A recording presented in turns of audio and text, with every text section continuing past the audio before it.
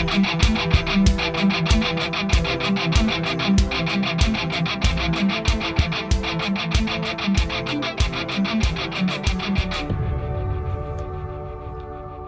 is Dr. Jerome Corsi, and today it's Monday.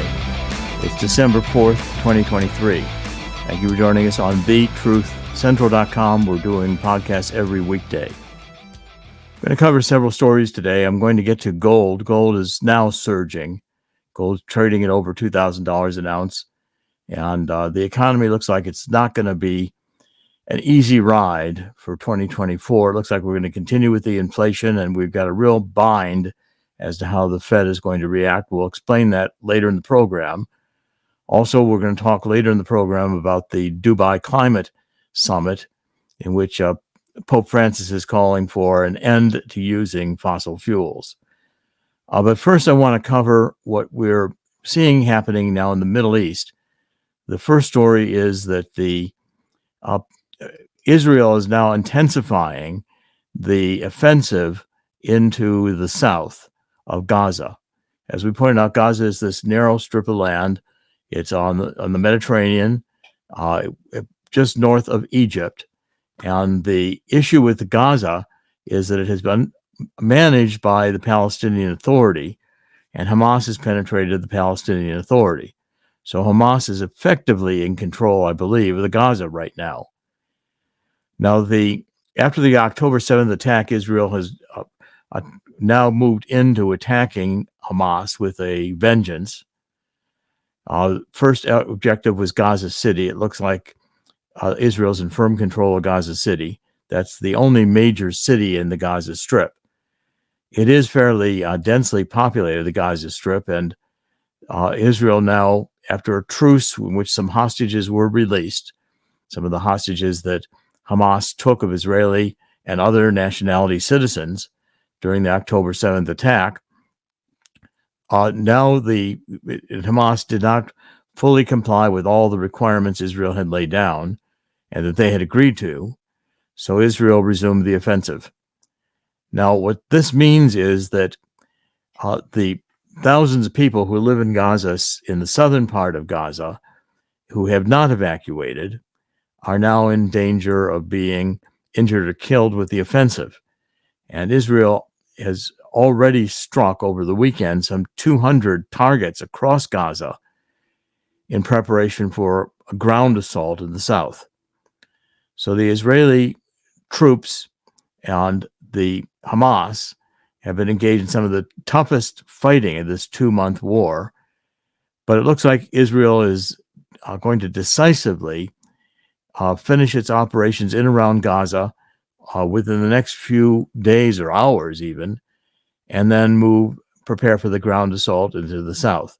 What I see happening here is that Israel is not listening to the world opinion, which is saying the Palestinian hostages, Palestinian civilians are being killed by this offensive. The world doesn't seem to care about the Israeli citizens who are held hostage and may be killed by Hamas or in the fighting. But Israel is not going to, I think, stop this time. I think Israel has reached a point where their patience is gone.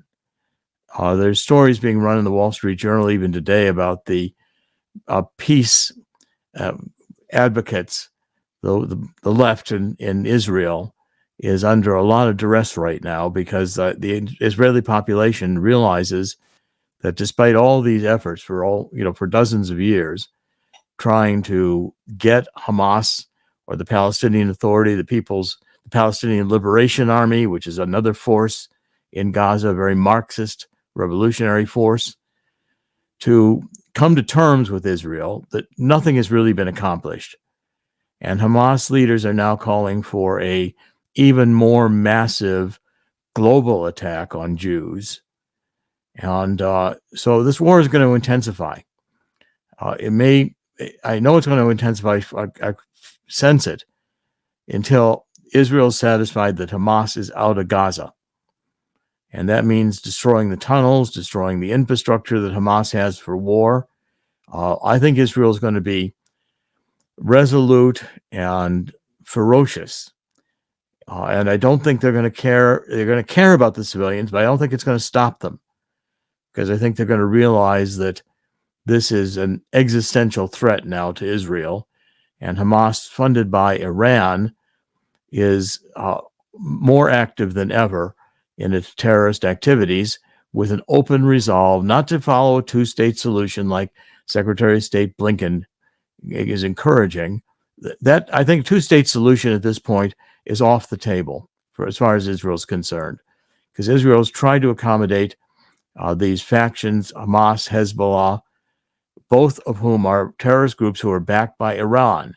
And the Biden administration, which seems afraid of its shadow, they're John Kerry again, who's now causing havoc in climate nonsense, while he was Secretary of State under Obama, was funding Iran with airplanes full of cash.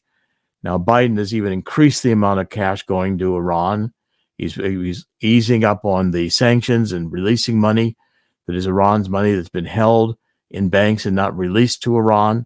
Iran's back in the oil business. So Iran's probably got more money right now to fund terrorism than it's had in a long time. And John Kerry is at the root of that, with Biden, with Obama. Michelle Obama over the weekend was refusing, I believe, to call the Hamas to call out the Hamas attack as a terrorist attack. Clearly, that October 7th attack was outrageous and fearsome. It was barbaric. In these glider apparatus, these Hamas descending with weapons from the sky on a concert, killing people who were unarmed. And Israel has also made the mistake of allowing the left to disarm Israelis. So what I'm seeing here is a prolonged, possibly 6 months, possibly a year, rooting out Hamas in the Gaza. And then Israel will probably turn to thinking about Hamas in the West Bank. I think Israel's realizing that you cannot negotiate with terrorists. The second story today, and then I want Chris to comment after we do two stories, then we'll transition to talking about the economy.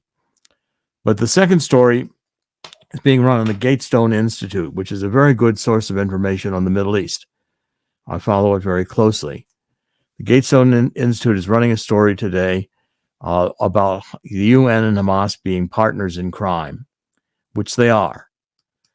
This has been a researcher named Robert Williams put this together.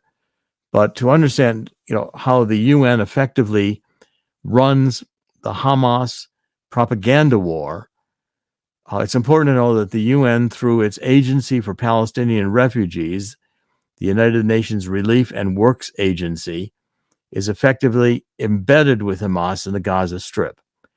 The UN has 13,000 employees in this tiny Gaza.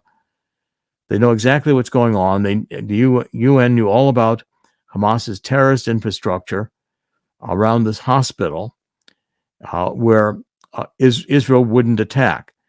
Then, in fact, there was a Hamas rocket that attacked in the parking lot, did very little damage. Of course, Hamas immediately said that Israel had attacked a hospital. And then the UN broadcast that message and saying that, Israel was vicious, killing children and sick people. So the UN has had a sustained campaign on social media that accuses Israel of deliberately targeting schools, children, civilians in hospitals, and healthcare workers. So those may be protected from attack during war by international law, but the protection does not apply to schools, hospitals, or other civilian sites that are being used for military purposes. And Israel, I think, effectively demonstrated that Hamas was operating out of that hospital. So when Israel carried out an airstrike on an ambulance in northern Gaza, which was being used by Hamas terrorists, the UN Secretary General, Antonio Guterres, expressed that he was horrified with Israel's actions while ignoring Hamas's war crimes. So this article maintains that, in fact, UN and Hamas were partners in crime. Above all, the UN's transparent complicity with Hamas, I'm reading from the article now, could not convince the U.S. finally that much of the UN is a destructive organization that prolongs wars and needs immediately to have its fundings decimated and reduced in importance to the corrupt relic that it is, deserving no place in this century. I think that's accurate. Okay, there's a picture in this article of the parking lot that was attacked after it was attacked, and there doesn't appear to be any major damage. A few cars are burned out, but in fact, there's people milling about the parking lot, and the hospital does not appear to have been damaged. But since October 7th, when the Hamas invaded southern Israel and massacred 1,200 people, kidnapped another 240 Israelis and people of other nationalities, the UN has been acting as the unofficial propaganda arm of the Iranian-backed Hamas terrorist organization. The propaganda campaign's main aim, besides smearing Israel, appears to be to build overwhelming international pressure on Israel to agree to an indefinite ceasefire, which will give Hamas the needed time to regroup and replenish and continue its terrorist activities. The Israeli armed forces are well aware of this strategy. So, to understand how the UN effectively runs the Hamas propaganda war, it's important to know that the UN, through its Agency for Palestinian Refugees, this UNRWA, the United Nations Relief and Works Agency, is embedded in the Hamas Strip. And so, therefore, the UN Watch Report writes things like this, quote, as soon as news of the horrific strike broke, which was live streamed on social media by some terrorists, the United Nations Relief and Works Agency staff immediately celebrated and justified it on Facebook. This is where UN Watch is writing this. It's a group that watches the UN and reports on what they do. The UNRWA, Relief and Works Agency, has been a breeding ground for Palestinian terrorists from its early days, the perpetrators of the 1972 Munich Olympic massacre, in which 11 Israeli athletes were murdered. Almost all were raised and educated in UNRWA schools. Likewise, Mohammed Dief, the commander of Hamas's Al-Qassam brigades, who masterminded the October 7th massacre, was also educated in the UNRWA school. That's the reality of it. And on October 24th, UN Secretary General Antonio Guterres, quote, stooped to a new low level when he pushed a typical Hamas narrative of grievances. He said the October 7th attacks did not happen in a vacuum, thereby seemingly justifying the terrorist attacks. Meanwhile, the UN has not bothered at the least to address in concrete and horrifying detail what happened during the October 7th massacre, the mass rapes, the horrific torture, the ruthless murders, and the kidnappings. It's typical that the UN is silent when it comes to Hamas or Hezbollah violence. It has taken the side that Israel essentially does not deserve to exist. And that's the issue around which I know when it comes to an existential threat of this nature, Israel is going to defend Israel regardless of the consequences. That's the reality. I've been to Israel. I've talked with the leadership of Israel.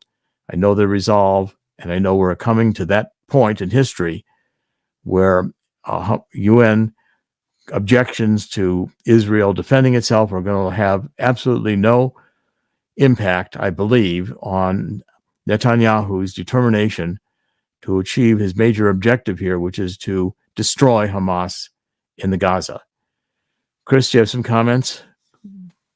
Well, you've been watching it for the last few weeks. It's always about a new Palestinian Authority. It's about saying, hey, Benny, when you defeat Hamas, give Gaza back. It's going to be all right. And by the way, throw in West Bank for good measure, because that's what you should be doing according to the UN, our real governing body around the world. It's almost like, and it's fun to watch these politicians say, and by the way, we have to remember Israel has a right to defend itself. They don't really realize what's going on. Hamas itself said, well, a ceasefire is going to allow us to regroup and we're going to do it again. They basically told the entire world, including the UN, when we're unguarded, when you guys are asleep at the wheel, we're going to attack Israeli citizens one more time. Why? It was effective last time. Fine, they came in and swarmed us. You guys came to our rescue, so we're going to do it again. Well, I think we're facing here a new chapter in the Middle East, and it's one of the Biden administration has allowed to happen because of pulling back from Donald Trump's strategy, which was to get these Abraham Accords in place with various of the Muslim states who would acknowledge Israel's right to exist. I love Biden taking credit for that too, by the way. Biden doesn't know where he is. I mean, he's now saying he was a university professor or something. He's invented a whole life for himself. This guy, it's getting to be elder abuse to allow him to continue as president. Here's how it works. When Joe Biden does it, he gets elected president. He's the guy. He's the one who he's the worshipped one. When George Santos does it, well, he gets expelled. Not that I'm a fan of either one of them, but that's a drastic comparison. People who embellish their resumes have to be from the right party. Well, exactly. And also what's going on right now is that our Justice Department and our FBI and, the entire legal apparatus in the United States at the federal level has all gone woke. And so under woke, which is ultimately aimed to get an oligarchy in power, Obama can live in his mansion house on Martha's Island in view of the ocean without worrying about the seas rising because of climate change, which he knows to be it's nonsense. And so therefore, Biden gets to be obviously corrupt, to have obviously taken bribes from foreign countries, and yet is not accused of treason or other high crimes, but is in fact excused, as is his son, despite this laptop, which is now verifiably Biden's son, engaging in drugs, sexual perversions of many kinds, and corruption and raising money. I mean, it's despicable. The lapdogs defended the laptop, and that's what happened. Well, also, look, Ukraine is one of the last great places for corruption and money laundering, and our government wants to keep it open. And unless we get more money, they're going to have to fund more money to Ukraine because the money they've already funded is gone, and probably largely to corruption. I mean, I'd love to see where Zelensky's put his share of it. The Biden crime family satellite office. There we go. I think you got it right. Okay, let's move on because I want to cover a bunch of things today. The story is out now that over the weekend, I was following it very closely. You had a surge in gold, which is come about from several different reasons. I'll point out what's going on. But gold reached a record high. Now, this is an all-time record high, which I've been predicting to you that was going to happen. This is only the beginning. Gold hit over $2,130 an ounce. Those people who listened to me and basically understood to talk with Swiss America would have made an increase in their gold holdings while their dollar is deteriorating. Had they been investing in gold at under $2,000 an ounce, you would have begun to already appreciate $130 on your investment of $2,000. Now, that doesn't seem like a lot, but wait till it gets to $3,000 an ounce, and you'll have increased your investment by half. Or $4,000 an ounce, you'll doubled your investment. Now, it doesn't make any difference whether you put $500 in it. That's still $1,000. That doubles the investment. Better than losing the $500. Or if you put $10,000 in, it's even better. I think you can reliably look. No one has a total crystal ball to say where things are going, but the economics are sure strongly dictating that with the United States government continuing to print money, as we are devaluing the currency. Anyone watching the bond market knows that these U.S. Treasuries, which were once considered a gold star investment because they were so reliable and they generally yielded a reliable yield. Now with this modern monetary theory that the federal government can just print more money to pay off the interest on treasuries and other government obligation. It becomes a Ponzi scheme. So it's each of these auctions to unload more and more treasuries into the market are getting harder to sell. That's why in the bond market, the rates are going up. You're paying more to get bond debt. And because you're paying more to get bond debt, the treasuries that you hold that were issued at near or at zero interest, those have to be marked to market, which means they have to take a haircut. They have to be reduced in value, below par often. Now, this is a disastrous situation for banks and other investors or investment funds who are relying upon companies or banks or other institutions that are holding a lot of treasuries. This is the beginning of a credit collapse. And at the same time, Powell, who last week was hedging on whether or not he was going to lower interest rates, the market is begging Powell to lower interest rates. Why doesn't the Federal Reserve lower interest rates? Because as soon as it does, it takes the cap off of the inflation hold, and inflation will soar. So we are in a situation where 2024 is going to be a severe threat to the dollar. It looks like we're going to have a repeat of the 1973 oil crisis with all this demonization of fossil fuels, which is going on. And they're not fossil fuels. No fossil ever made a barrel of oil or a lump of coal. This is all created within the earth naturally. And I've resolved that in 2024, I will put out a book on abiotic oil. In the meantime, I want you to hold a copy of this book. It's free. The book is how the coming global crisis will create an historic gold rush. Dean Heskett and I wrote it together. Dean is the head of Swiss America. You can get a copy of this book by calling toll-free number 1-800-519-6268. I'm going to repeat that, 1-800-519-6268. Swiss America's representatives are there at the telephone. They will consult with you about investing in gold, what it means for you, including for your retirement savings, which I implore you do not leave in the stock market. Stock market right now still looks strong. They're going to celebrate what a strong month, November, December. These are great months. Okay, well, don't bet on it lasting, because the stock market, with this kind of a bubble in the credit markets, both consumer credit, with credit card debts now over $1 trillion, with the crisis in residential real estate, with interest rates on a 30-year fixed mortgage at 8%, and commercial real estate with vacancies up to 30% in major cities. And by the way, I was watching today some of the Epic TV videos on homelessness in San Francisco. And they're pointing out how homelessness in San Francisco has become a profitable business for nonprofits who are getting tons of money to assist the homeless. The homeless in San Francisco are taking over. The residents are leaving. San Francisco downtown is a blight. Feces on the street, tents all over the place, people sleeping, drugs, fentanyl being sold in the streets. These cities are a disaster. So we've got a lot of economic crises building in the country. And if the Federal Reserve does lower interest rates to satisfy the stock market, it's going to, in fact, get inflation to increase. Take $100 to the grocery store and see how little it buys.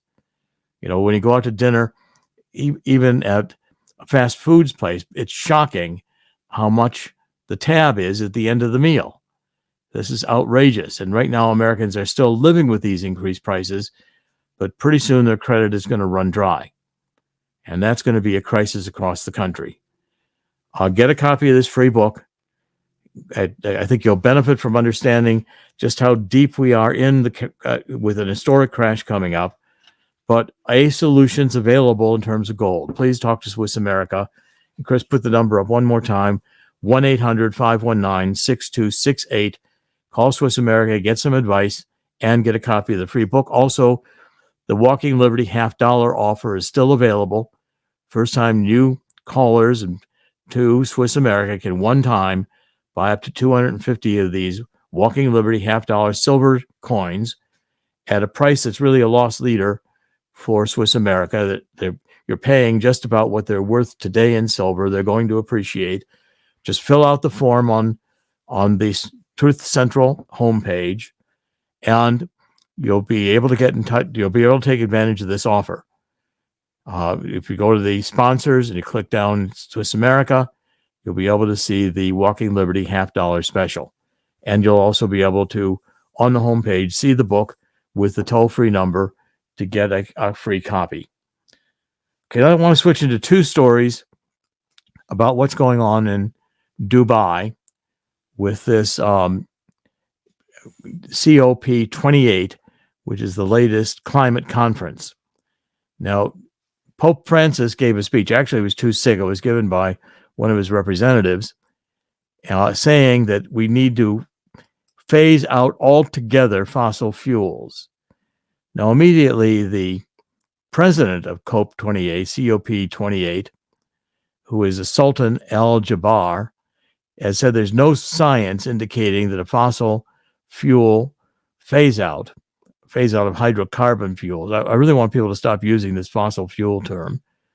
It is no science indicating it's going to get us to restrict global heating to 1.5 degrees centigrade. Yet John Kerry's over there giving speeches about how it's global burning and we've got a crisis, and we don't do something now, it's all going to be, we're all going to destroy the economy or the climate. We're going to have climate catastrophes. We're going to have more hurricanes. All this fear porn about climate. China's special envoy for climate change also, he was at the 9th China and Globalization Forum in Beijing late in September.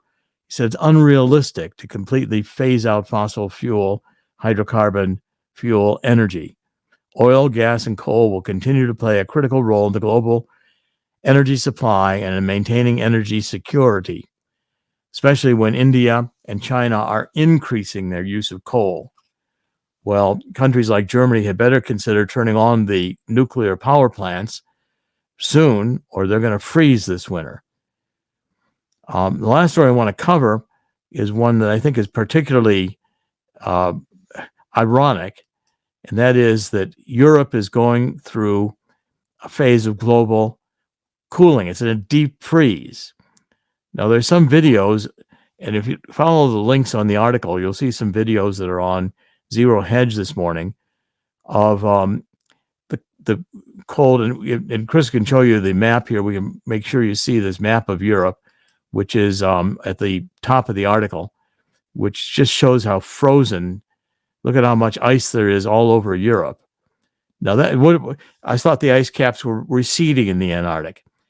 The truth is, Sun Cycle 24, which just ended recently, was at a minimum. Sun was at a minimum.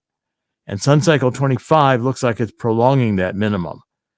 Now, there are some scientific papers that I've been reading have been saying that it's very possible we could be in a prolonged sun minimum. If that's the case, we're going to start having this kind of freezing going on. At the same time, John Kerry and the Pope are over there telling us to quit using hydrocarbon fuels. I'm going to pull out a book here for a minute, which was written by an Australian, Ian Plimmer, who's a brilliant scientist. I follow him quite quick. I quote his work. And he is saying, I think accurately, I'm going to have a Zoom call with him later this week to try to see if we can't write some things together. This book, he says, if green activism achieves its aims, the third world will remain in poverty. Western countries will become impoverished and even more reliant on China, which uses climate change as a weapon against the West. Many green leaders have an unhealthy obsession with death, killing, catastrophes, totalitarianism, and restriction of freedom. That's the reality. And I pointed out in my book about the truth about energy, global warming, and climate change, which is the reality that we have a situation where the left has engineered this climate crisis in order to get us to stop using hydrocarbon fuels. Because the left is now neo-Marxist. That's my second book in this series. I'll be doing my third book in 2024. I'll be writing it in 2024. The real reality is we've got neo-Marxism, cultural Maoism behind the climate movement, and their goal is to destroy capitalism, even if it results in anarchy. You see anarchy with the homelessness that's pervading our cities, the crime that's pervading our cities, the Department of Justice arresting patriots, and this situation is completely FUBAR. Anybody who knows anything about World War II knows what that term means. What Plimmer says is over the past 50 years, global per capita GDP, longevity, health, crop land, productivity, and forests have increased due to technological use of hydrocarbon fuels and a slight increase in plant food in the air, carbon dioxide. We are now feeding more people from less land. Global pollution has decreased. The planet is improving. Wealth has solved environmental problems, not greens. Coal brought people out of grinding poverty and misery in the Industrial Revolution, and later hundreds of millions of Chinese out of crippling poverty. Policies of green activists attempt to reverse these gains. It has never been shown that human emissions of carbon dioxide drive global warming. Notwithstanding, Australia sequesters more carbon dioxide than it emits, which is a formula to make the earth less green. We took out enough carbon dioxide, nothing would grow. Chris, any comments on this insanity before we wrap it up today? Insanity is the word for it. It's funny, you mentioned the term, we throw around the term woke a lot, and the green agenda and things like that. A good definition of woke, a sort of rule of thumb, just think about this. A proper definition is maybe a cult-like or a cultish adherence, blind adherence to far-left ideology. It has become a cult. I'll pull another book. Right. And by the way, it's funny, during the COP28, the grip of culture on X, on climate war. On X this morning, climate scam was trending. Good. Yes. I think people are finally. I want people to be awake, not woke. Right. Wake up to this insanity. Big difference between the two. Yeah. Well, that's why I'm doing everything. It's the truth central, the truth about energy, the truth about neo-Marxism. The only remedy here is the truth. Let's wrap it up today. In the end, God always wins. God will win here too. Especially if we follow the biblical admonition to 2 Chronicles 7:14.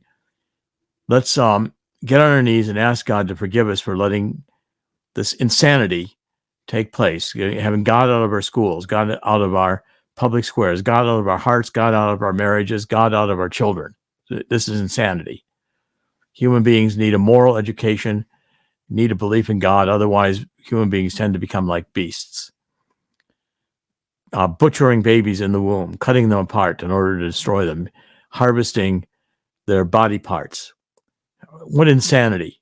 God has to be appalled at where human beings have become, and there will be a judgment of God. We're going to go through it. It's not going to be pleasant, not going to be pretty. I think we're going to see a global economic crash of historic economic proportions in 2024. And I'm seriously saying, get a copy of this free book and talk to Swiss America. But the point is, I don't believe God created the human race to fail. I think we will succumb. We will get through this madness. Maybe it will be so severe that once and for all, we reject these kinds of mass hysteria, lies and propaganda and constructed realities, to realize that let the intelligence agencies have their way. We'll all be living in a Truman Show, an architected reality that we think is real because we've become so dumbed down that we're unable to perceive the degree into which we've walked into our own slavery. In the end, God will win. And if we follow 2 Chronicles 7:14, we will.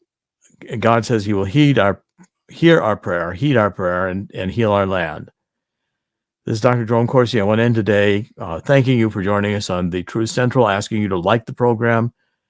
Up in the right-hand corner of the website, you can see all the different places where we're broadcasting. iHeart, on Apple Podcasts, BitChute, Rumble, many different places and also the social media. We will be doing more in 2024. I'm going to create a Substack, and we will be doing more to get information out. I thought I was going to be retiring, but with this insanity going on, I'm going to continue. And people are, thank you, saying I look younger. My hair color has come back. I attribute it to taking this carbon 60. If you take a look at our sponsors, My Vital C, and I'm going to be doing some programs starting today with Chris Burries, who is the co-founder of that company. We've written a book, Live Longer and Better. I'm 77 years old, and I feel today nowhere near quitting. Thank you for joining us, thetruthcentral.com. We're doing podcasts every weekday. We will be back tomorrow. God bless.